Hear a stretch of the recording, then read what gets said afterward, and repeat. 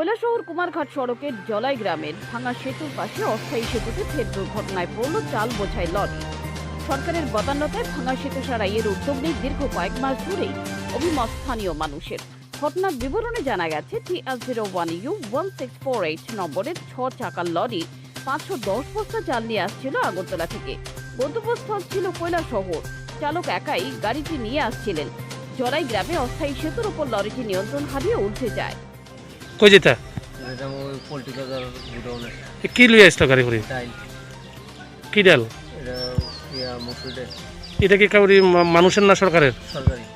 তো কি হয়েছে এখানে? এখানে এই জায়গাটা পাস হইতে যায় সেখানে একটা বাইপাস বানাই দিছে ব্রিজের না সেখানে উঠাইছি করে গাড়ি আমনে আমনে মাটি দেখবে সেটা গাড়ি করে আসে। গাড়ির মধ্যে কয়জন আসলো? একজনই। তুমি হ্যাঁ তুমি কি চালক? হ্যাঁ। তো তোমার লগে কেউ নাই? না। কি নাম তোমার? জাবেদ হোসেন।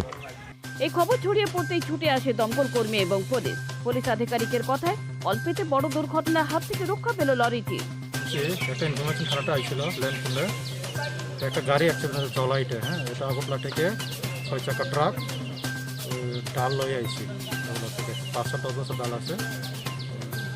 খবর শুনি আমরা এখানে আইছি দেখি যে একটা গাড়িটা অ্যাক্সিডেন্ট জলাই ভাঙার সাথে একটা ট্রাক 6 চাকা ডাল লোডের অ্যাক্সিডেন্ট হয়েছিল।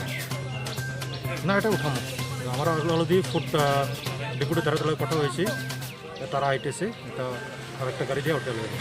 এদিকে গ্রামবাসীদের অভিযোগ বার কয়েক জেলা শাসক এবং মহকুমা শাসককে মৌখিক এবং লিখিত আবেদন জানিয়েও ভাঙা সেতুটি সারাইয়ের কোনো উদ্যোগ নেই প্রশাসনের।